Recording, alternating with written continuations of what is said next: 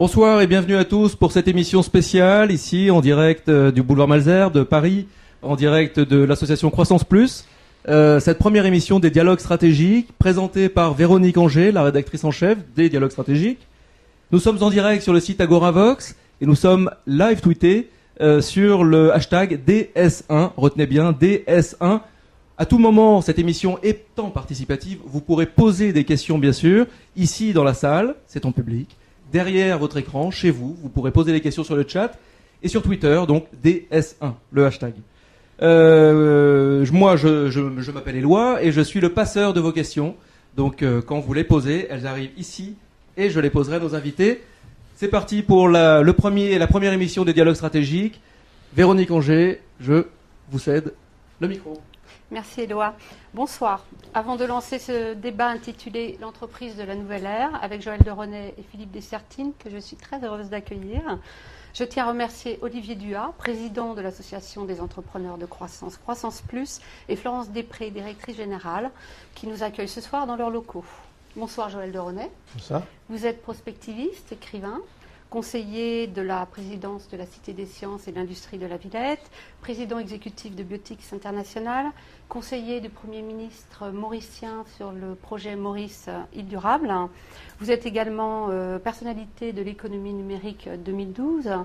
Vous avez écrit une quinzaine d'ouvrages, dont Le Macroscope, L'homme symbiotique et L'homme créa la vie. Dans votre dernier ouvrage, Surfer la vie, comment survivre dans la société fluide, aux éditions Les Liens qui libèrent, vous proposez une nouvelle approche des relations humaines en vous fondant sur votre expérience du surf, sur la surf attitude, pour, dites-vous, aborder autrement les grands défis de demain et donner plus de sens à sa vie. Philippe Dessertine, bonsoir. Bonsoir. Vous êtes financier, économiste, président de l'Institut de haute finance. Vous êtes également professeur à l'Université de Nanterre. Vous êtes venu avec un public nombreux ce soir d'étudiants, de jeunes étudiants. Vous êtes également l'auteur de « Ce n'est pas une crise, juste la fin d'un monde » et « Le monde s'en va en guerre, ne sait quand reviendra » aux éditions Anne Carrière. Votre dernier essai, La décompression des solutions après le krach aux éditions Anne Carrière également, est une réflexion globale sur notre monde en crise. Vous posez un regard sans concession, mais c'est aussi un message d'espoir, car des solutions existent, dites-vous, à condition de décompresser. Encore faut-il se donner les moyens de révolutionner le système économique mondial en intégrant dans le même raisonnement finances, technologie, sociale, mondialisation et démographie, je vous cite. Pour vous, sans révolution, pas d'issue. Vous parlez de la nécessité d'une rupture radicale quand Joël de René milite pour une évolution en douceur de la société rigide vers la société fluide. Une fluidité qui, dites-vous, permettra d'aborder avec un regard neuf les grands problèmes actuels liés à l'énergie, à l'éducation, à l'environnement et à la santé. Alors, révolution ou évolution dans la société de la nouvelle ère? Alors ça, c'est la grande question, c'est le jeu de mots qu'on emploie évidemment très souvent. La révolution donne une impression de discontinuité. L'évolution, c'est le contraire. L'évolution biologique, c'est la continuité, même s'il y a des mutations et la sélection naturelle. Donc ce que j'essaye de décrire, et Philippe d'ailleurs aussi le fait très bien, lui il utilise le mot décompression pour montrer que nous sommes rentrés dans une ère où tout est beaucoup trop coincé, si j'ose employer ce terme. Moi je dirais trop rigide. Et à décompression, je complémente décompression par surfer. Cette notion de fluidité. Donc effectivement, c'est une évolution. La fluidité du surfeur nécessite qu'il s'adapte en permanence. Parce que c'est un des seuls sports au monde qui se pratique sur une surface qui se modifie sous lui. Donc on dit, regardez, il est en équilibre. Ben, il n'est pas en équilibre, il est en déséquilibre permanent. Ça, c'est la vie. La vie est une oscillation permanente pour corriger les écarts à l'équilibre. Donc il doit anticiper, il doit prévoir. C'est comme la vie est une vague, la vie est un flux. Et sur cette vague, sur ce flux, ben, nous devons surfer pour amener progressivement, et je donne des exemples de la manière dont elle arrive, cette société fluide qui va changer la politique et changer la société elle-même. Merci. Philippe, vous parlez de la révolution du numérique, vous ne parlez pas de surf, mais vous parlez de vagues aussi, de vagues noires. Qu'est-ce que vous pouvez nous ajouter à cela? D'ailleurs, c'est drôle parce qu'en fait, d'abord, on est surfeurs tous les deux quand même. Il faut le dire. D'accord. Mais en réalité, le surf, comme moi, la décompression, ce sont des termes qui sont utilisés dans la mer. La décompression, ce sont les paliers de décompression aussi que l'on doit faire quand on remonte vers la surface, quand on quitte les abysses et qu'on retrouve le soleil. Donc, on est quand même aussi là sur une idée de fluidité dans le mode de fonctionnement. Ce que je crois, en effet, c'est que Nous sommes dans une situation économique très grave aujourd'hui, très compliquée, très complexe, que bien entendu il y a des solutions et que c'est très important de le dire aux jeunes générations, qu'elles n'aient pas le sentiment que nous sommes dans une impasse, justement dans un tunnel, que nous ne coulons pas mais que nous remontons bien. Simplement, lorsque je parle de révolution, c'est que évidemment nous sommes dans la situation, nous, en France, de populations qui sont pour une grande majorité d'entre elles riches. Or, le reste du monde attend que l'évolution se fasse de plus en plus vite. Et quand j'évoquais la jeunesse, elle est d'abord ailleurs qu'en Occident, ailleurs qu'en France et qu'en Europe. Et la jeunesse du monde attend que l'évolution, surtout ne s'arrête pas parce que nous sommes en crise, et surtout s'accélère parce que, on va dire, la situation qui était celle que nous avions quittée, que nous sommes en train de quitter, était une situation insupportable pour une grande partie de la population mondiale. C'est la raison pour laquelle, à mon avis, nous ne pouvons pas nous permettre de dire qu'il faudra y aller en douceur. Parce qu'en douceur, ça veut dire toujours, à l'échelle d'une génération, après moi, oui, je comprends que les choses vont changer, il faudra 10, 20 ans, et généralement on se projette en disant dans 10, 20 ans, bon ben finalement moi j'aurais bien vécu et tout ira bien. Je crois que nous sommes dans une situation, à l'échelle d'une vie d'un individu, il va falloir que les choses changent plus vite. C'est pas forcément négatif, c'est pas forcément dramatique, c'est pas forcément tragique. Et si on sait bien surfer, ça peut être très agréable. On peut en prendre beaucoup de plaisir. Non, la douceur, c'est pas seulement le soft power de John Nye. C'est pas le hard power de Machiavel. C'est pas entre les deux. Je suis d'accord pour la continuité, je suis d'accord pour qu'il faut qu'il y ait des révolutions. Et cette génération, vous le dites très bien, fait pression pour que. Mais je pense qu'il y a une grande différence qui est en train de naître entre les rapports de force et les rapports de flux. Notre société s'est construite sur les rapports de force. Rapport de force entre militaires. Combien de divisions ont demandé Staline au pape, les rapports de force entre les syndicats, le patronat, etc. Mais les rapports de force, la grande différence avec la continuité et, je ne sais pas la douceur, mais la continuité des rapports de flux, c'est que le rapport de force, il est discontinu. Il y a une escalade. Quelqu'un prend le dessus, il essaye de rattraper. Donc c'est une situation extrêmement déséquilibrée, extrêmement précaire, extrêmement fragile. Alors que les rapports de flux, qu'est-ce qu'ils ont de particulier, les rapports de flux, qu'il s'agisse de connaissances, de finances ou de personnes? Il s'agit d'avoir de l'information pour savoir si un flux va dans un sens, un flux va dans l'autre sens, et de réguler ces deux flux par rapport à l'objectif qu'on a. Et donc, il y a continuité. Est-ce qu'il y a douceur? Je ne sais pas. Mais en tout cas, ça change les choses. Oui, peut-être, je crois effectivement par rapport à ce que vous dites, que là, ça va dépendre en effet du point de vue.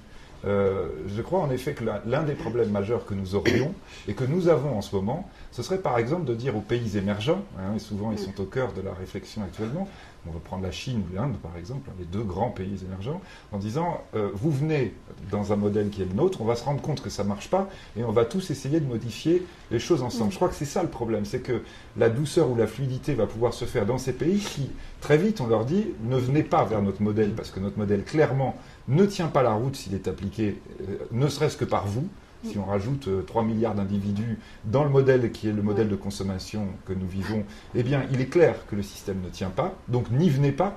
Mais pour que, évidemment, ils n'y viennent pas, il ne suffit pas de le dire, il faut aussi que nous ayons, nous, de manière peut-être plus brutale en ce qui nous concerne, parce qu'il s'agira bien de se modifier en ce qui nous concerne, nous, occidentaux, alors qu'eux-mêmes vont avoir la possibilité, si nous gérons correctement cette situation, de dire, au fond, nous avons à nous adapter à un nouveau modèle, à l'inventer ensemble, ce qui pour nous n'aura pas forcément une signification trop tragique, parce que finalement nous n'aurons pas connu le vôtre auparavant, alors qu'évidemment dans nos sociétés, il peut y avoir un certain nombre de chocs, parce que ça va être considéré, et c'est considéré au départ, comme une régression, et c'est clair, je crois qu'il y aura forcément, de notre point de vue occidental, ce que nous sommes en train de constater, un certain nombre de difficultés qui vont s'exprimer, qui peuvent s'exprimer, par exemple, quand vous avez des entreprises qui ferment par du chômage, par du reclassement compliqué, c'est-à-dire par des gens qui souffrent réellement. Et c'est ça, en fait, la vraie difficulté. C'est que la solution, elle existe, on voit le problème, on connaît la solution, mais pour arriver de l'un à l'autre, eh bien, il y a nécessairement des souffrances, et les souffrances sont précisément les gens,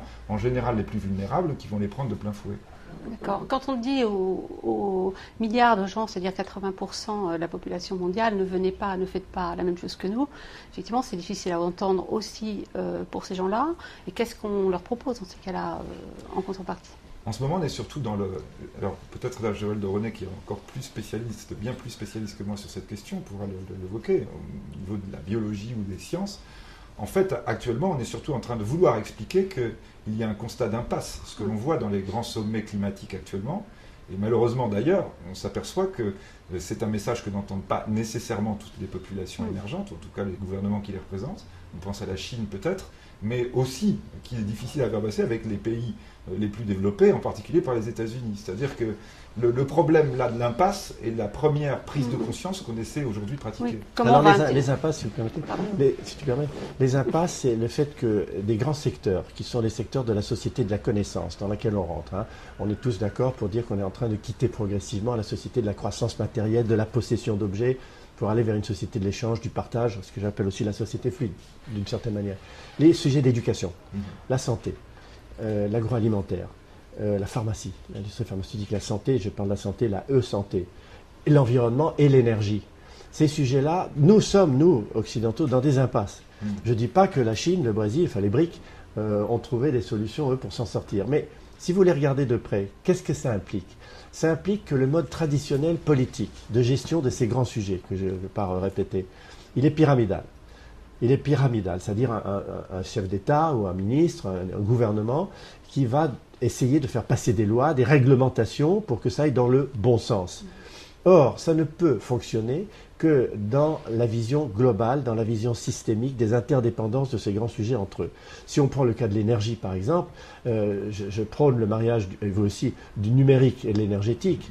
Le mariage du numérique et de l'énergétique, ce sera une révolution plus grande qu'Internet, parce qu'elle conduira à ce qu'on pourrait appeler une démocratie énergétique. Aujourd'hui, on n'est pas en démocratie énergétique. On est soumis à des pyramides de pouvoir d'énergie fossile ou de pyramides de pouvoir d'énergie électronucléaire. Donc, le moyen pour aller vers ces pays et travailler ensemble, c'est de faire en sorte que du bas vers le haut, des citoyens dans leur quartier, des citoyens dans leur ville, quand on commencera à faire des bâtiments énergie positive, par exemple, tout change. Parce qu'à partir du moment, et ça se fait en Inde, ça commence à se faire en Chine, des bâtiments en énergie positive font que des gens pensent qu'ils en ont trop et donc ils peuvent l'échanger, le partager en peer-to-peer, le vendre à d'autres. Mais ce ne sera possible que si on crée à l'échelle mondiale, d'abord à l'échelle européenne, une grille intelligente de transfert d'électricité, la smart grid, la fameuse smart grid. À ce moment-là, on est dans un système catalytique complètement différent. On sort du pyramidal, on ne peut travailler à ces grands sujets qu'ensemble. Et je pourrais me dire la même chose pour la coéducation ou pour la e-santé. Je crois que vraiment c'est très important ce que vous venez de dire, Gilles de René.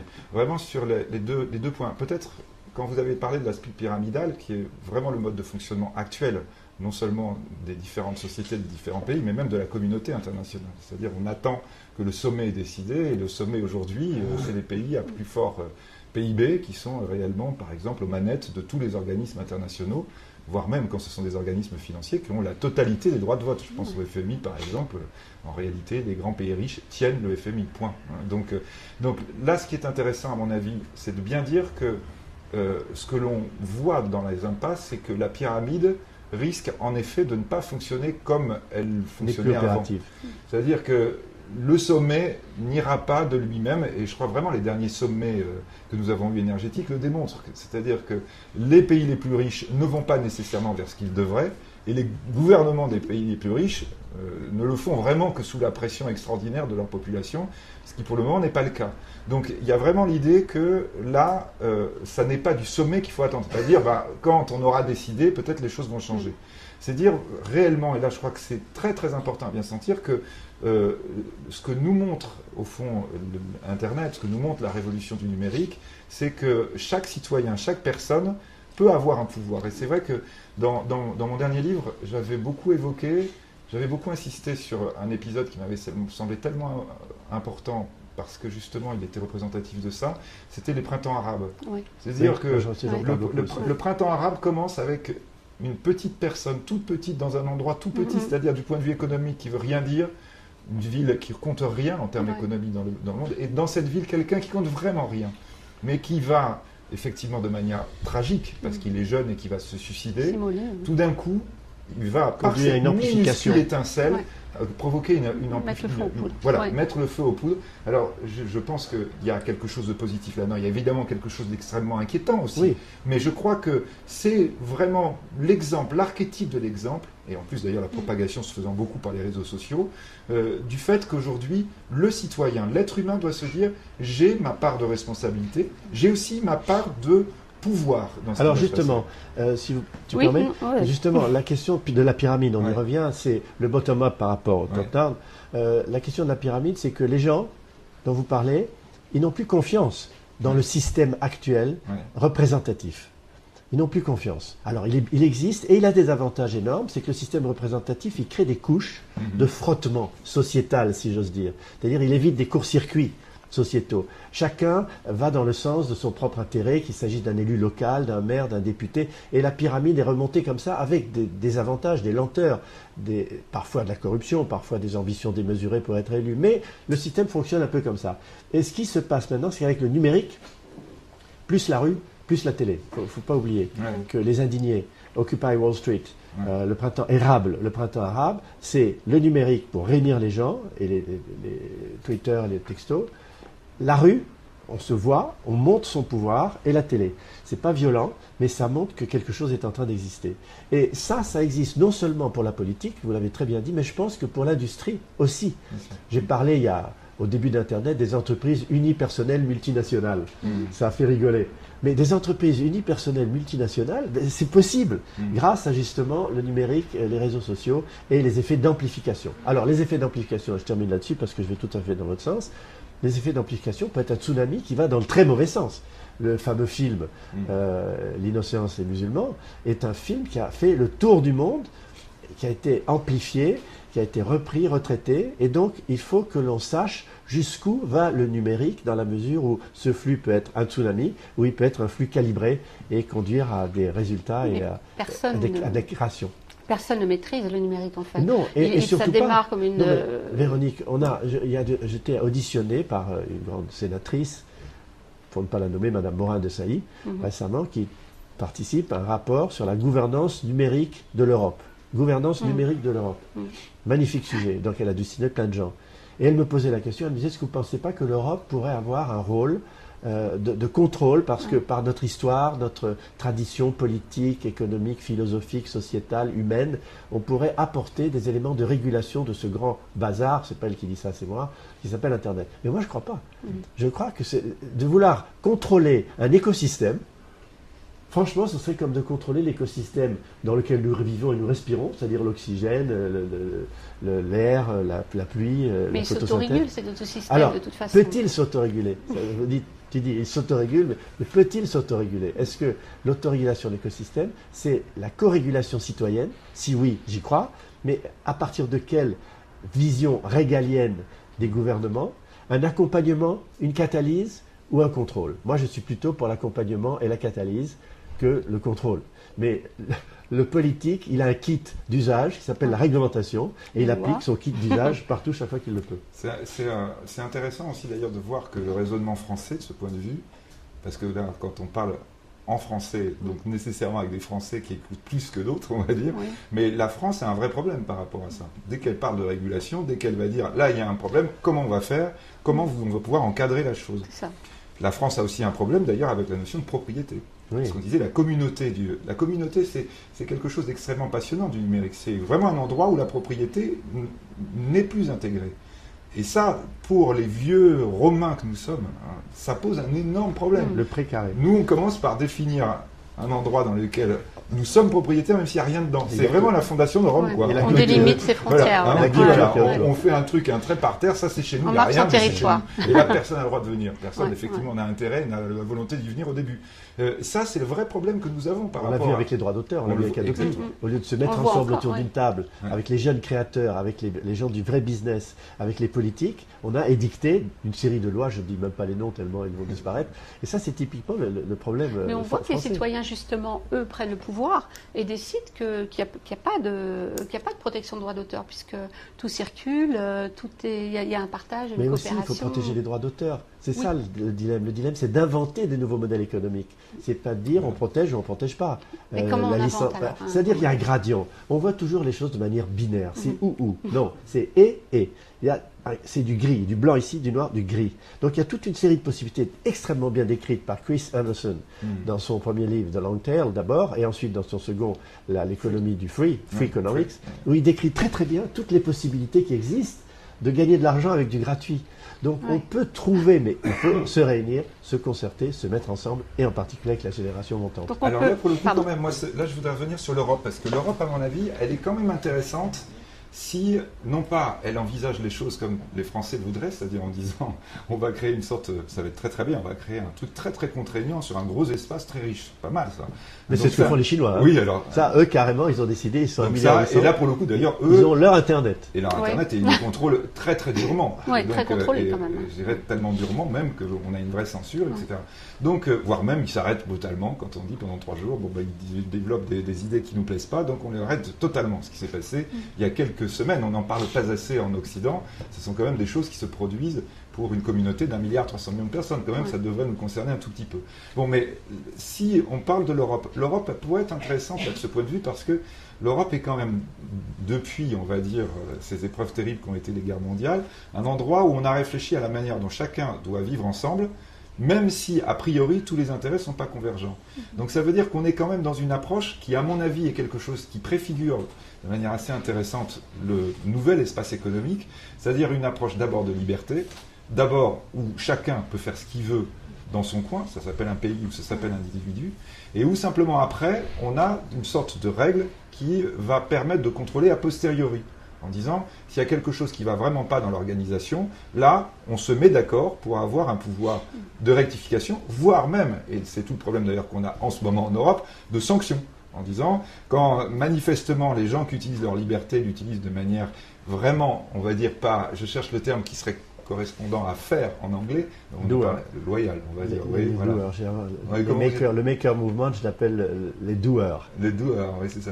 D-O-U-E-U-R. Oui, c'est ça. Hein, oui, oui, voilà, voilà. Donc un nouveau mot qui pourrait être créé en français en disant, dès lors que l'on n'est pas loyal, dès lors que l'on n'est pas fair avec la communauté, là, il y a quelque chose, effectivement. Donc en clair, je vais prendre du droit d'auteur et je vais faire de l'argent de manière indue comme si c'était moi qui l'avais constitué. Là, il y a quelque chose qui ne va pas. Il doit y avoir sanction. Oui. Et donc ça, c'est un environnement économique auquel l'entreprise doit absolument penser, hein, et là, elle doit s'adapter à ça. Il est certain que les anglo-saxons et les américains en particulier ont sûrement un peu d'avance là-dessus.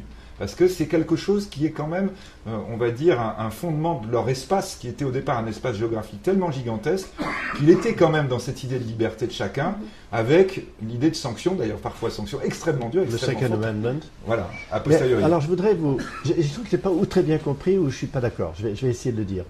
Parlons un peu de la sortie des monopoles, qui est un peu le thème du citoyen numérique d'aujourd'hui. Hein. Des monopoles pyramidaux. Alors, vous parlez dans votre livre de sortir de l'hypermobilité. Bon, j'aime bien le terme, mais ou bien je n'ai pas très bien compris. Je pense que le numérique va aider, mais pas remplacer la mobilité physique. Parce qu'on a besoin, nous sommes des êtres à 37 degrés, biologiques, humains, on aime se toucher, se parler, s'embrasser.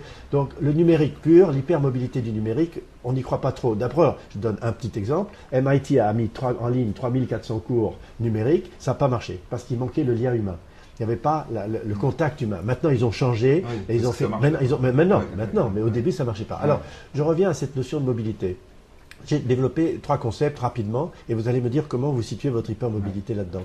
Moi, j'ai développé le concept d'automobilité, je ne suis pas le seul, d'infomobilité et d'éco-mobilité. J'explique. L'automobilité, c'est la révolution du siècle. Avec l'auto-mobile, je peux me déplacer où je veux, quand je veux, au moment où je veux, et emmener des gens avec moi. L'infomobilité, c'est plus récent, c'est les 20-30 dernières années. L'équivalent de l'automobile, c'est le smartphone, qui se déplace sur les autoroutes de l'information, qui peut créer, recevoir de l'information. Ok, automobilité, infomobilité. Et les gens sont sortis du monopole des transports et sortis du monopole de l'information, puisqu'ils peuvent recréer de l'information, l'échanger sur des blogs, sur Twitter, sur Facebook. Mais alors, l'écomobilité, on n'y est pas du tout. La démocratie énergétique n'existe pas. On est soumis, dominé, passif devant le monopole nucléaire et le monopole fossile. On est coincé, si j'ose dire. Et donc, la sortie dont on parlait tout à l'heure avec les bâtiments à énergie positive et la smart grid va ouvrir une voie dans la sortie de ces monopoles qui va changer radicalement la société. À mon avis, je ne sais pas ce que vous en pensez, et reprenez votre terme d'hypermobilité, changer radicalement sur un plan politique la manière de gouverner les gens ou les gens de s'auto-gouverner. Parce que la démocratie énergétique n'existant pas, on ne peut pas construire son avenir énergétique, qui est une des choses, avec l'alimentation, les plus importantes qu'on puisse faire pour soi et sa famille. Vous parlez d'une illusion de l'hypermobilité. Vous parlez de la fin des transports, une illusion de liberté. C'est-à-dire, je crois vraiment que quand on regarde le passé, qu'on dit quel était autrefois, quelqu'un même qui était dans un espace libre, au fond son horizon de vie, pendant toute une vie, était extrêmement réduit. Finalement, il allait circuler sur une quarantaine de kilomètres autour de chez lui, il allait se marier pas loin, il allait avoir des enfants qui restaient dans le coin, etc. Donc on avait finalement quelque chose qui était extrêmement confiné, pourrait-on dire, qui ne supposait pas l'absence de liberté nécessairement, mais qui signifiait effectivement qu'on n'avait pas d'ouverture au reste du monde avec le danger ou la restriction que ça pouvait représenter. Cela étant, on pouvait quand même, si on le voulait, circuler. Moi, je cite toujours l'exemple de Montaigne, qui est passionnant. On est sud-ouest un petit peu, mais oui. Montaigne, à un moment donné, il veut aller voir son copain qui est à 3000 km de là, il prend son cheval et il y va, ça ne lui pose pas problème. Et donc ça va prendre 6 mois, il y va, il revient, puis après il dit ah non, j'ai oublié, et puis il repart. Et il y a la peste, et c'était quand même, même quand la mobilité était compliquée, les hommes et les êtres humains avaient envie de bouger, et ils bougeaient, ça ne les gênait pas. Donc je crois que l'idée, bien entendu, n'est surtout pas de dire maintenant on vous interdit de bouger, et en disant vous avez envie d'aller pendant 4 ans dans le Massachusetts et puis pendant 5 ans en Chine, c'est une très très bonne idée. C'est sûrement ce qu'il faut le plus pour que les êtres humains entre eux se comprennent. Mon problème que j'ai aujourd'hui, c'est qui me semble en tout cas un problème grave de la société occidentale, parce que justement on entre là dans les limites, dans quelque chose qui d'une part me semble absurde et d'autre part en plus n'est pas reproductible dans le reste du monde, c'est d'avoir utilisé cette mobilité possible d'un point de vue technologique aujourd'hui pour l'appliquer de manière systématique et pratiquement au quotidien. Oui, d'accord. Voyez, avec des dépenses énergétiques, des dépenses de temps, des pertes d'informations. Si on prend d'un point de vue professionnel, en fait, quand vous regardez une ville comme Paris, comme énormément de villes occidentales, nous avons un mode de fonctionnement qui est un mode de fonctionnement issu de la révolution industrielle. C'est-à-dire les gens vont à l'usine tous les jours. Ils vont à l'usine, sauf qu'en fait, on n'a plus besoin d'y aller. À l'époque des moyens de production, quand vous avez eu en effet la migration des masses de population vers les villes, c'était parce qu'on avait besoin de main-d'œuvre vraiment sur place. Aujourd'hui, la quasi-totalité des Parisiens qui font par exemple un mouvement pendulaire matin et soir, comme dans toutes les grandes villes de France, comme dans énormément de grandes villes occidentales du monde, pourraient très bien faire ce qu'ils font au quotidien, de chez eux ou à très grande proximité, sans avoir nécessairement besoin de passer 2 heures, 3 heures. Mais ne parlons pas de télétravail, c'est un vieux concept. Télétravail. Non, mais il y a des centres de services maintenant. Oui, des centres de services qui regroupent le télétravail. Aux abords des mégalopoles. Le rapport de Breton l'a bien montré, c'est pas où on est ou au bureau ou chez soi, on télétravaille tout le temps. Vous êtes dans un taxi, vous téléphonez à une secrétaire, vous envoyez un texto, vous télétravaillez. Alors, moi j'ai une petite réponse à votre hypermobilité. C'est un mot que j'ai formé, on l'aime ou on l'aime pas, c'est la mobiquité. La mobiquité, c'est la mobilité plus l'ubiquité. C'est-à-dire à la fois la situation dans l'espace et dans le temps, tout en étant mobile. Le cloud, par exemple, c'est un outil extraordinaire de mobiquité. Le smartphone aussi. Donc avec ça, avec la mobiquité, le télétravail, il faut oublier ce terme. Et c'est quelque chose qui permet, alors vie privée, vie professionnelle se pose sur un plan émotionnel et familial. Mais la mobiquité, pour peu que ce mot ait une valeur, veut dire qu'avec le numérique et avec le déplacement physique, on peut aussi concilier un certain nombre d'éléments opposés, antinomiques, qui sont être ici et ailleurs en même temps. La téléconférence maintenant, je ne sais pas si certains d'entre vous ont vu les outils de Cisco, enfin, je ne vais pas faire la pub là pour eux, mais c'est incroyable. On entend la voix de l'endroit où vient le récepteur, etc. Donc, mobiquité, hypermobilité, cloud, nuage, mais restons fidèles au lien humain, au lien social. Oui, mais ça, attention. moi, je suis très attaché à ça. Attention, c'est-à-dire, là d'abord, on a une vision très élitiste, c'est-à-dire qu'on circule, on voit plein de gens intéressants, etc. On a cette vision, on va dire, un peu idyllique de la mobilité. Quand on regarde même notre quotidien, mon quotidien, moi, en tant que prof, quand je vais à Nanterre, etc., ou de la plupart des gens peut-être qui nous regardent aujourd'hui, c'est qu'en réalité, votre espace humain, l'espace des gens réellement auprès de vous, vous fréquentez, vous aimez, c'est pas très très éloigné de celui qu'avaient nos grands-parents, nos arrière-grands-parents. 30, 40, 50. Voilà, on est d'accord, autour d'une quarantaine, de cinquantaine de personnes. Donc je veux dire, la mobilité nous donne l'illusion, et évidemment l'exemple typique, c'est quand vous êtes dans un transport en commun. L'autre jour, j'étais avec ma fille dans le métro à Paris, et elle me dit, tout d'un coup, elle était frappée, alors qu'elle est parisienne aussi, elle me dit, mais tu te rends compte qu'il n'y a pas un bruit. C'est-à-dire, il y avait effectivement, on était dans une rame totalement bondée qui était dans un silence Les gens complet, étaient tous et avec 80% des gens qui étaient avec leurs les écouteurs ou leur Ce qui n'est portable. pas gênant en soi, Non. mais ce qui veut bien dire que la mobilité n'est pas, comme on veut la présenter toujours, la possibilité de voir le monde. En Oui, réalité, oui. on le voit surtout nous-mêmes et on reste. Donc c'est vraiment cette question, à mon avis, qui est absolument centrale. Et je crois que dans la problématique de l'entreprise, elle est très très intéressante. C'est en disant, au fond, vous rassemblez plein de gens sur un site, mais ça sert à quoi réellement? Vous en tirez quoi comme bénéfice? Alors certes, vous dites, je les tiens sous contrôle, etc. Oh, pas tant que ça. On est obligé de mettre un certain nombre de mouchards sur les ordinateurs, on est obligé de regarder, on met des caméras au-dessus des machines à café pour voir combien de temps les gens passent. En réalité, la notion de contrainte dans le regroupement n'est pas forcément un succès. On va pas arrêter de faire des contrôles sur la productivité des gens en disant mais c'est pas possible, comment ça se fait, ils sont là tout le temps, puis il n'y a rien qui en sort. Donc la notion, vous voyez, de mobilité pour apporter sur un même site n'est pas forcément ce qui va être le gage de la meilleure productivité. Et donc, Notre grand reporter du Nouvel Économiste a oublié de couper son téléphone. donc l'entreprise, à mon avis, doit se poser cette question-là en disant, au fond, je mets les choses à plat, en disant, le modèle de l'usine, il a fonctionné au moment où il n'y avait pas le choix, il fallait mettre les gens devant les machines. Maintenant, ce modèle, on en est totalement libéré, et ça, pour le coup, c'est une vraie liberté. Elle ne peut pas le faire. Ah, moi, Elle je peut suis pas. persuadé que si. Mais elle ne peut pas encore, à cause du droit. Ah oui, ça, c'est autre chose. Juridiquement, le droit de l'entreprise, la hiérarchie, l'organigramme. Oui, mais ça, c'est rien du tout. Oui, Mais il y a de plus en c'est rien plus du tout à changer, mais c'est des changements de Il y mentalité a quand même énormes. des expériences qui se Il y a des font expériences. maintenant Moi, j'aime avec des beaucoup à centaines l'heure de actuelle centres. tout ce qu'on appelle co-quelque chose. Ouais. Il y a ce petit livre assez marrant d'Anne-Sophie Nouvel qui s'appelle La co-révolution, le covoiturage, la cohabitation, la colocation. De plus en plus, on va vers une ère de désintermédiation. Donc, l'entreprise doit s'en rendre compte. La banque, l'assurance, l'éducation, le consulting, l'énergie vont de plus en plus être en peer-to-peer. Alors, ça ne va pas supprimer les banques pyramidales, au contraire. Mais des banques en peer-to-peer, il en existe. J'en connais 3 dans le monde. Des sociétés d'assurance en peer-to-peer existent. La coéducation en peer-to-peer existe. Je connais des gens qui ont monté des universités mondiales.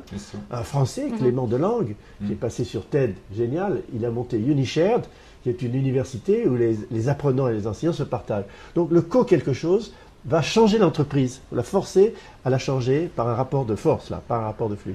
Et le crowd quelque chose aussi. 2 exemples, le crowdsourcing et le crowdfinancing. Le crowdsourcing, ce sont des gens qui résolvent des problèmes experts compliqués, ensemble, en réseau. Ils ne sont pas dans une entreprise, dans des murs, mais ils se collaborent en réseau, ils se voient, ils parlent.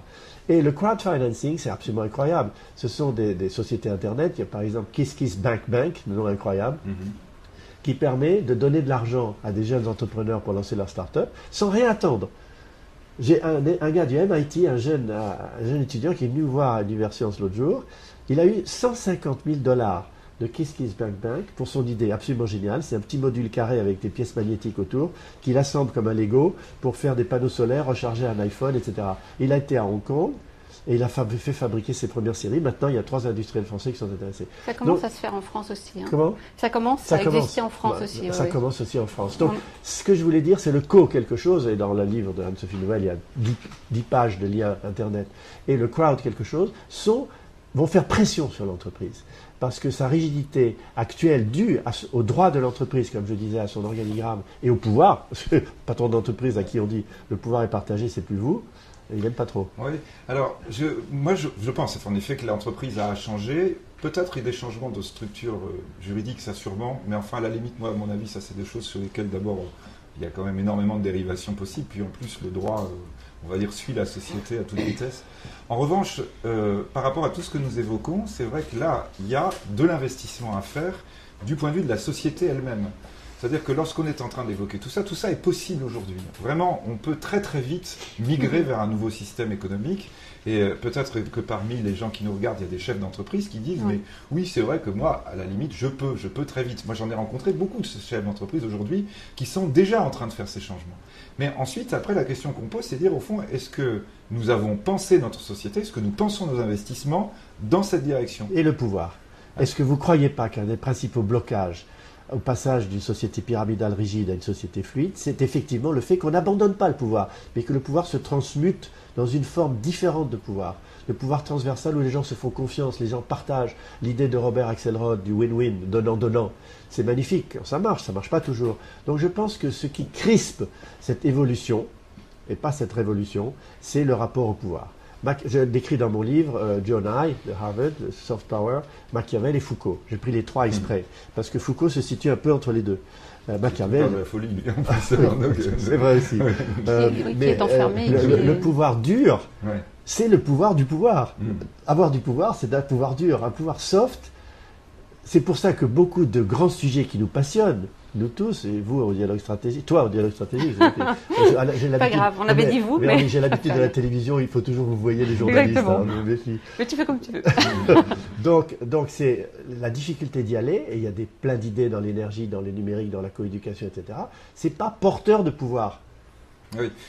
Mais est-ce que les... Alors moi, ça, je crois, honnêtement, ça, je pense que ça va... C'est bien, j'ai rien ça à va faire. migrer très très vite. Ça va migrer très vite parce que, ne serait-ce, ce qu'on disait tout à l'heure, juste avant, parce qu'on avait commencé le débat avant, évidemment, mais on parlait du livre numérique en disant quand les gamins, dès 4 ans, 3 ans, 2 ans, ce qui est le cas aujourd'hui, apprennent à lire sur un livre, sur une tablette, et ben, naturellement, ils vont aller vers le livre numérique. Et là, ce sera tellement naturel qu'ils s'en rendront même pas compte et que brusquement, la marche va se faire. Je pense que ça va être la même chose du point de vue, là, quand on est en train d'évoquer le pouvoir. C'est la question le pouvoir de la vieille classe, poser. des gens qui ont vécu le rapport de force pratiquement physique, c'est-à-dire vous faites sentir, parce que vous avez un gros fauteuil, vous avez un grand bureau, une grande pièce, que c'est vous le boss. Bon, bah demain, en effet, quand simplement votre prof, le rapport à l'instituteur ou au professeur à la fac, il se fera plus parce que vous êtes sur une chaire en haut, mais que il y aura des échanges et que finalement votre autorité pourra s'instaurer par d'autres vecteurs. Je pense que ça, la société peut évoluer très vite de ce point de vue. Mais très vite. Moi, je pense, les nouvelles générations. Mais moi, en revanche, moi, ce qui me semble beaucoup plus préoccupant, c'est qu'il y a quand même toutes des structures d'investissement physique à faire. C'est-à-dire que nos réseaux sont pas prêts. La sécurité, faudrait la fibre optique déjà. La sécurité est fondamentale. Le fait qu'on n'ait jamais de rupture, qu'il n'y ait pas de problème de ce point de vue, ce sont des choses où on n'est pas prêt pour ça. Quand on disait tout à l'heure, vous voyez, faire des communautés auprès finalement de là où habitent les gens. Moi, je l'ai vécu, peut-être vous aussi d'ailleurs. Moi, j'ai vécu en tant qu'universitaire. Quand j'ai fait ma thèse, quand je faisais mon doctorat, je travaillais chez moi. Le soir, mes petites filles à l'époque, quand elles rentraient, elles me disaient. Elle regardait vraiment, mais l'air catastrophé en disant papa, vraiment, mais t'es paresseux. T'es pas au bureau. T'es pas au bureau, t'es pas sorti, t'es pas sorti chasser le mammouth, quoi. On est dans ces trucs où disant, si tu sors pas, tu travailles pas. Ouais, c'est ça. C'est l'image. Au bureau à 8h du 21h par le mes copines, elles me disent que leur père, il est pas là, et bon, c'est normal, quoi. Il fait son rôle de père. Toi, t'es là avec tes chaussons, quoi. C'est épouvantable. Et donc, mais je sais que tous les gens qui sont confrontés à cette évolution, ils le disent que ça, en effet, il y a la notion de pouvoir, mais il y a toute cette nouvelle façon d'organiser sa vie familiale en disant, tout le monde va dire c'est génial, on peut s'occuper de sa famille. Ouais, sauf qu'il y a plein de gens quand ils vont dire j'ai ma famille sur le dos tout le temps, en fait j'aime bien être au bureau aussi pour ça. D'où l'intérêt. Un break, bon bah c'est une autre vie à créer.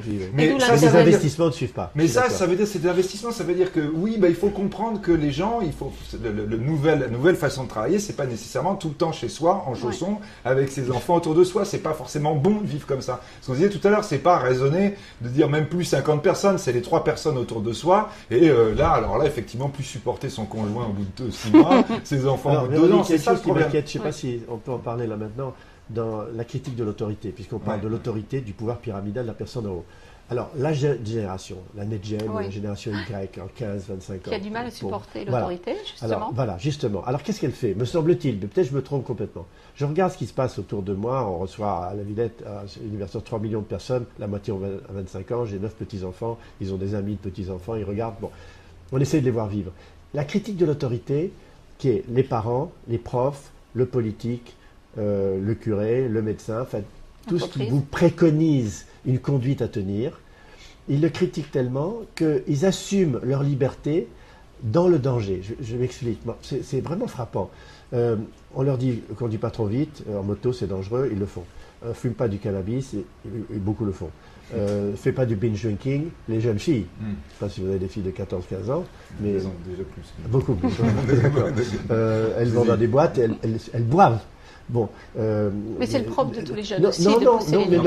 Mais maintenant beaucoup plus. Et ça c'est sur Facebook. C'est pris avec un téléphone portable. C'est la volonté d'affirmer sa liberté, même de faire des choses dangereuses. Mais ils sont parfaitement conscients que de fumer c'est risqué, que de conduire vite c'est risqué, que de se droguer c'est risqué. Mais ils le font contre l'autorité, pour affirmer qu'ils ont une forme de liberté qui s'exprime comme ça. Ça m'inquiète quand même beaucoup. Ils créent aussi les entreprises en travaillant à distance, comme vous disiez tout à l'heure, en travaillant l'un à Lyon, l'autre à Paris, avec pas un chef Ah en bah hier, particulier, avec beaucoup plus de tu as animé coopération. une table ronde Oui, de 5 entrepreneuses au salon des de micro-entreprises, de 5 micro-entreprises. entrepreneuses C'était qui a super. créé Oui. Parti Pasta, etc. Une autre. Alors on a posé une question à une des Récidiviste. entrepreneuses.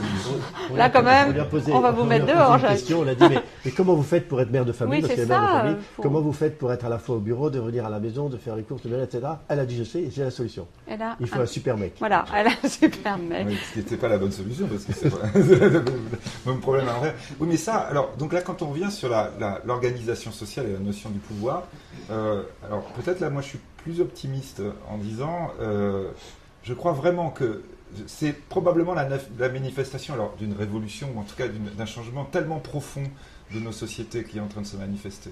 C'est-à-dire, on ne se rend pas compte à quel point les jeunes gens qui ont vécu depuis le départ dans le numérique, et maintenant nous avons ces jeunes gens qui arrivent à 18-20 ans. Alors évidemment toujours, hein, attention, on parle plutôt des jeunes gens privilégiés, c'est évident qu'il y a une partie de la population dans beaucoup de pays du monde, en Afrique, en Inde, en Brésil, les jeunes qui sont arrivés avec un iPhone et une tablette, ça se développe beaucoup plus rapide qu'on l'aurait cru. Heureusement d'ailleurs. Mais les prix dégringolent. Mais je crois quand même qu'à partir de là s'instaurent d'autres rapports humains. Ce qu'on disait tout à l'heure, c'est plus l'usine.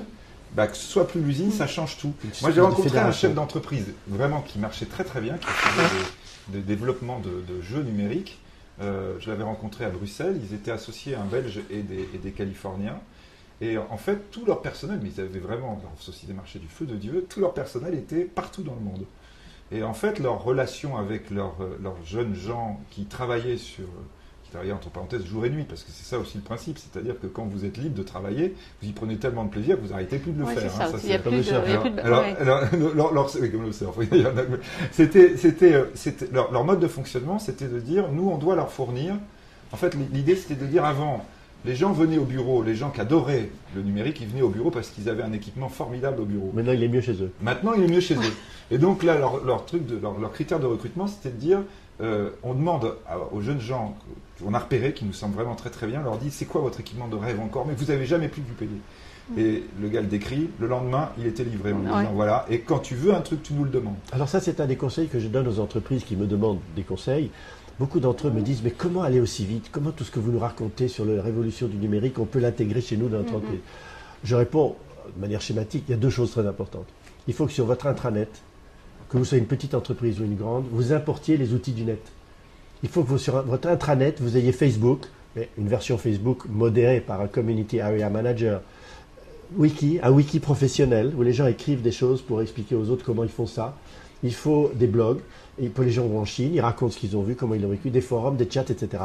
Au début, les directeurs des ressources humaines ont rigolé. On dit, attendez, c'est des trucs de gamins, on ne va pas mettre ça dans l'entreprise. Maintenant, de plus en plus de grandes entreprises que je comptais importent chez eux les outils du web. Et le deuxième conseil que je leur donne, on retrouve cette histoire de la NetGen, la génération Y, difficile de donner la limite, c'est vraiment la génération Y, c'est 15-20, c'est pas 15-25. Bon. Je leur dis, préparez l'entreprise à des stagiaires et à des jeunes pour qu'ils viennent chez vous vous apprendre la culture du numérique. C'est un choc pour eux quand ils rentrent dans une entreprise rigide, hiérarchisée avec l'organigramme. C'est un choc, vraiment un choc. Ils ont l'habitude de la correspondance, de l'échange, du dialogue. Donc préparez l'entreprise, prenez des stagiaires et c'est eux qui vont changer votre culture numérique de l'intérieur à condition que les plus âgés, les seniors, acceptent de participer à ce que j'appelle une coéducation intergénérationnelle. Cette génération-là, leur apprenant la transversalité des outils du numérique, les seniors, même s'ils utilisent Internet, ils ont une utilisation verticale en silo, Word, Excel, PowerPoint, Google, alors que l'usage, c'est des applis, plus des logiciels, plus Internet, plus votre ordi, transversalement. Et cette culture du numérique, beaucoup de patrons d'entreprise, même de hauts cadres ne l'ont pas. Donc je pense que intranet, importer les outils du net, deux, faire venir des stagiaires de la génération Internet sont des moyens de changer l'entreprise de l'intérieur.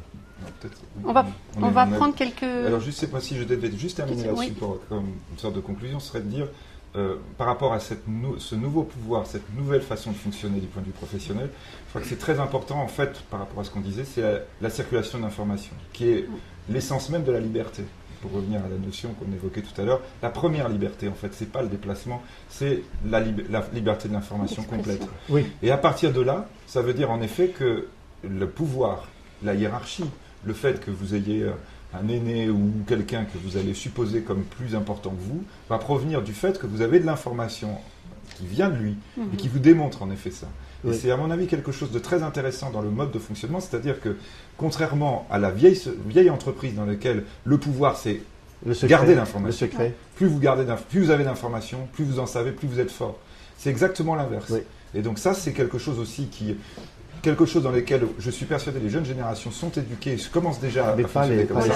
Mais les seniors, non. Et là, c'est vrai qu'il y a une vraie... Et les seniors, ça commence à 45 ans, beaucoup. Oui, je suis largement senior. 40 ans même, je crois. Éloi, on a quelques questions sur Twitter.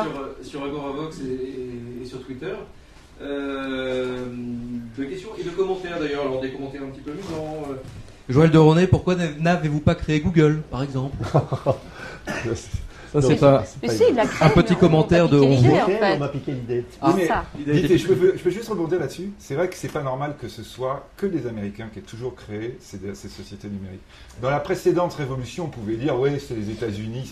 Comment ça se fait que quand on a fait l'IG8 l'année dernière, il n'y avait que des Américains? Ma blague, c'est pas tellement une blague. Avec Carlo Revelli, que certains connaissent ici, que Richard tu connais. Avec Carlo Revelli, on a créé Sibion.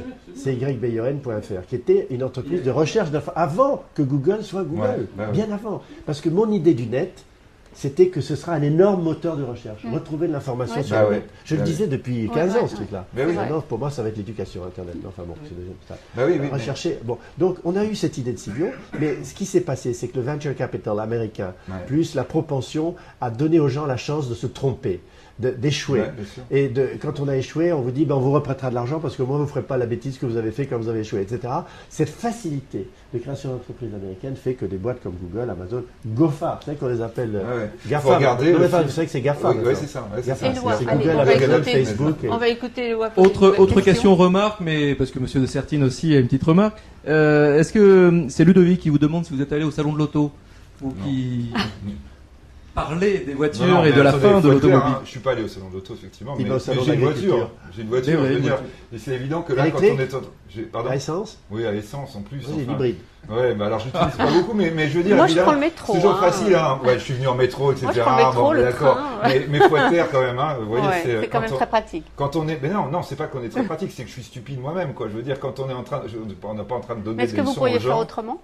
Oui, bien sûr. Ah, d'accord. Est-ce que vous ne croyez pas à Paris, j'ai pas de voiture. Est-ce que vous ne croyez pas que la crise de la sidérurgie, un tabou de dire que c'est lié à la voiture aussi, et la crise de la voiture, bon, c'est sûr que les gens ont absolument besoin en province, partout, d'avoir leur bagnole. Mais dans la génération qui monte dont on parle, est-ce que posséder sa bagnole a autant de valeur que pour nos parents ? Est-ce que le covoiturage, voilà. Mais même ma fille, j'ai une de mes filles qui va passer son permis. Le scooter. Non, elle a raté plusieurs fois. Ça explique que les deux sont. Elle va pas le passer. Éloi, une nouvelle. Oui, alors une question et après je passerai dans la salle, préparez vos questions, affûtez vos questions. Une question qui revient souvent et qui doit, à mon avis, vous être posée assez régulièrement, une question de TOC sur le chat, sur Agoravox. La politique et l'action ne vous intéressent pas? Ce serait bien d'avoir des gens comme vous.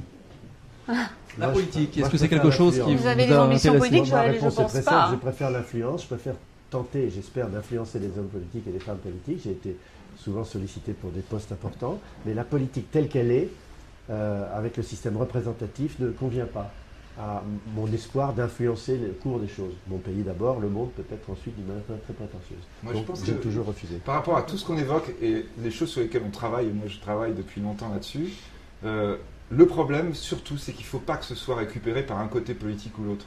Parce que le gros danger c'est ça, c'est que quand vous allez avoir un politique qui dirait c'est ça, ça veut dire que son opposant dira bon par définition je suis pas d'accord.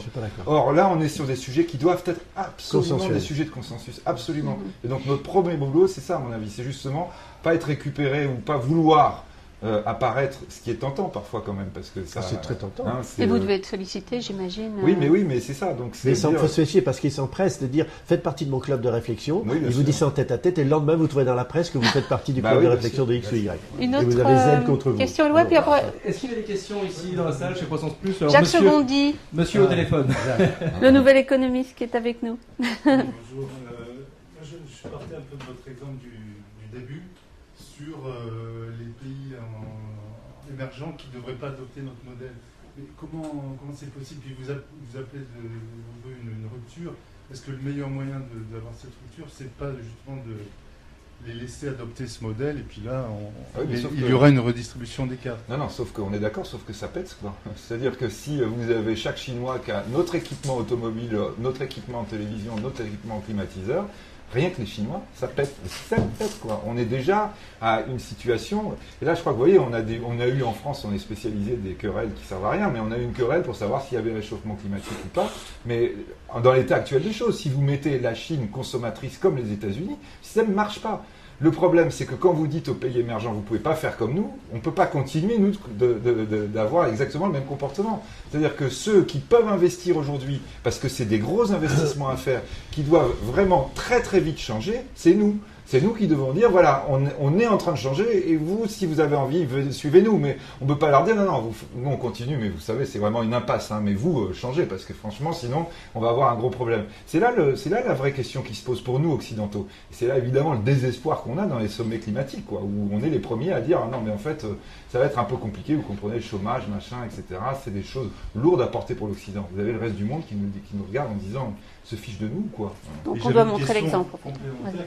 J'ai un peu de mal à adhérer à l'idée de fin des rapports de force qui seraient remplacés par des rapports de fluidité. Est-ce que c'est pas plutôt un nouveau pouvoir qui va s'installer et un petit peu comme le judoka est meilleur que le karatéka ou que le boxeur. Je suis désolé d'avoir été... Je me suis mal exprimé. En aucun cas, les rapports de force vont être remplacés par des rapports de flux. J'ai une vision, certains dans cette salle le savent, complémentariste.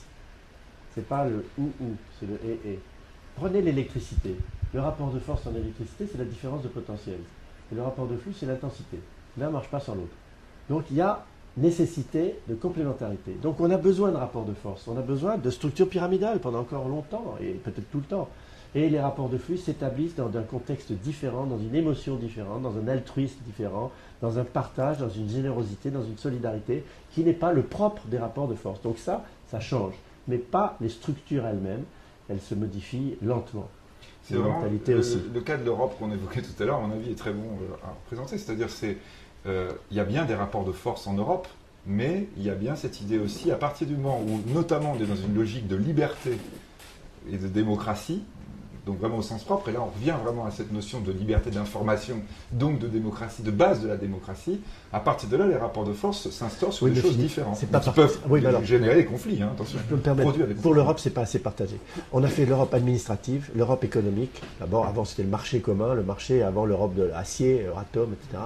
Mais l'Europe de la culture, l'Europe des artistes, l'Europe de l'échange, de flux, de connaissances, de savoir-faire, une vraie Europe ouverte, avec une télévision européenne carrément ouverte. Bon, il y a des satellites, il y a des chaînes, etc.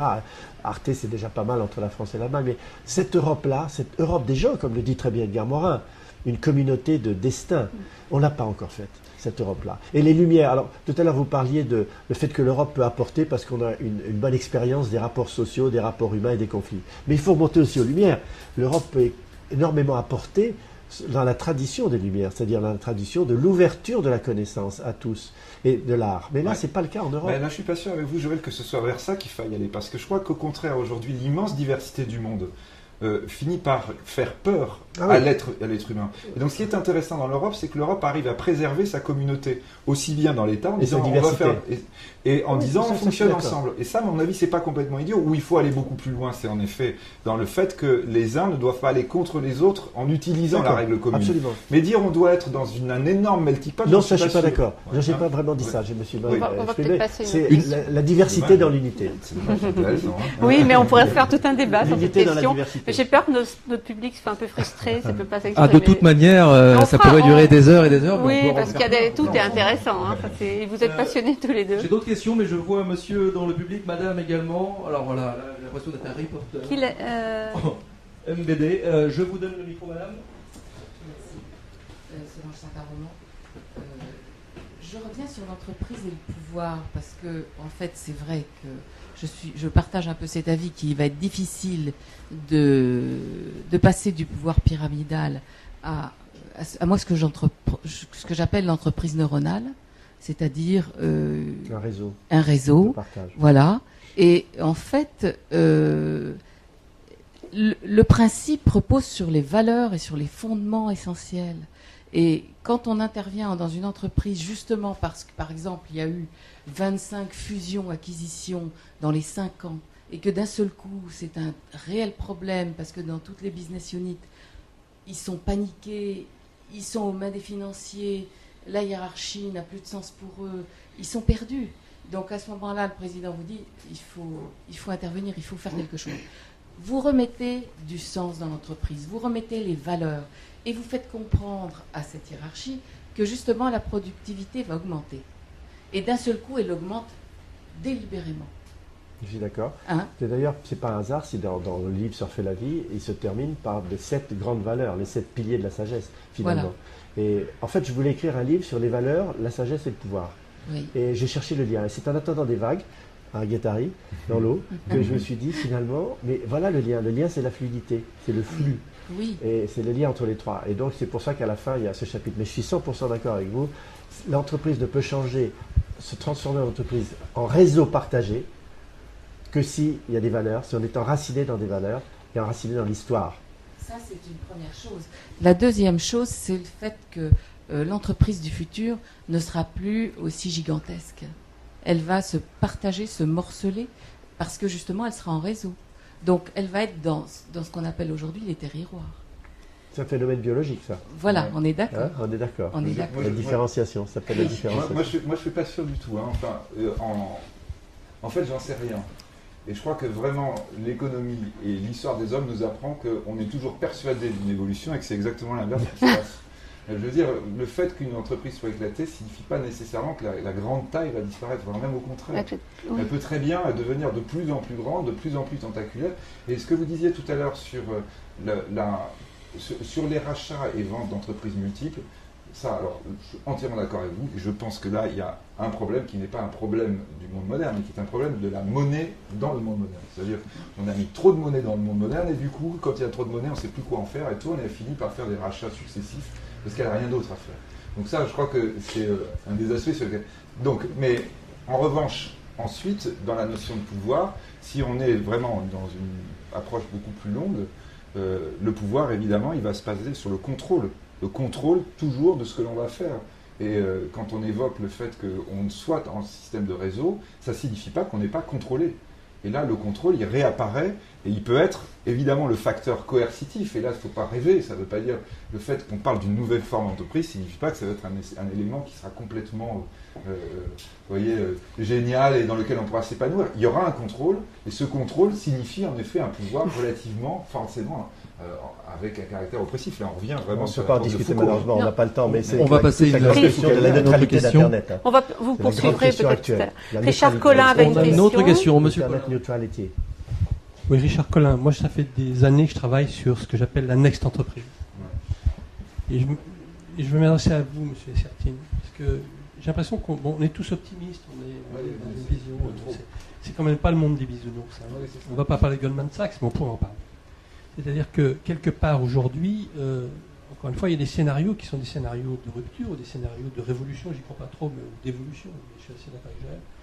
Mais quand même, la finance est là. Il ne faut pas rigoler. Quoi. Hein, dans cette affaire aujourd'hui, quels sont, je dirais, il y a des scénarios à la Matrix qui sont possibles quand même. Hein. Il y a des scénarios de contrôle financier fort. On voit bien que tous les acteurs de la finance aujourd'hui, ils viennent tous de Goldman Sachs. On voit bien qu'aujourd'hui, les enjeux de la finance sont importants. Comment avancer? Comment finalement, est-ce qu'il y a un post-capitalisme? Est-ce qu'il y a un capitalisme pur et dur? Est-ce que, je dirais, quand X% de la valeur, en 2008, c'était 5% de la valeur mondiale était créée par le travail, le reste par la spéculation. On était à 10 aujourd'hui. Hein. Mais comment on fait avec Moi, j'ai une petite réponse. Qu'est-ce qui va se passer? avoir l'avis de Philippe, qui ne sera peut-être pas du tout d'accord avec mon approche. GAFA, je l'ai dit tout à l'heure, c'est Google, Amazon, Facebook, Apple. Ils sont en train de conquérir le monde. GAFA, c'est glisser à l'intérieur de la civilisation du numérique pour, comme dit Google, qu'il y a à chaque fois qu'on se réveille un écran Google devant vous. Donc sur le plan de la richesse, mais aussi sur le plan du pouvoir, ils sont en train d'essayer de conquérir le monde. Qu'est-ce qu'on fait contre ça?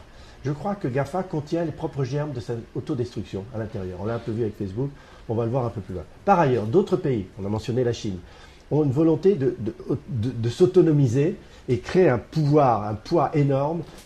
Et puis, il y a les 8 lobbies. Alors, je n'ai pas le temps de les énumérer tous, mais j'en donne quelques-uns. Les 8 lobbies, c'est le lobby financier, le lobby de l'industrie pharmaceutique, le lobby de l'agroalimentaire, le lobby de la vente des armes, le lobby de la drogue, le lobby nucléaire, je m'excuse de les mettre dans le même sac, l'énergie, le lobby des fossiles. Il y a 8 grands lobbies qui représentent le nouveau combat.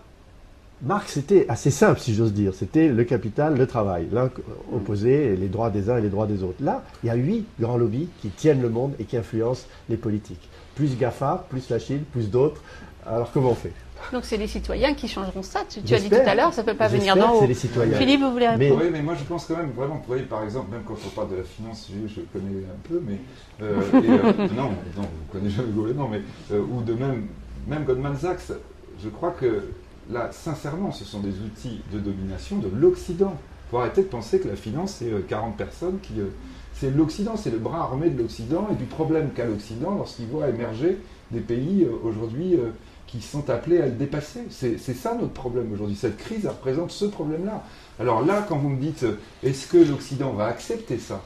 Et les armes de la finance, qui ont été d'ailleurs aussi des moyens pour essayer d'atténuer ce choc-là pour les populations occidentales, ne sont que des armes, mais sont des armes en effet.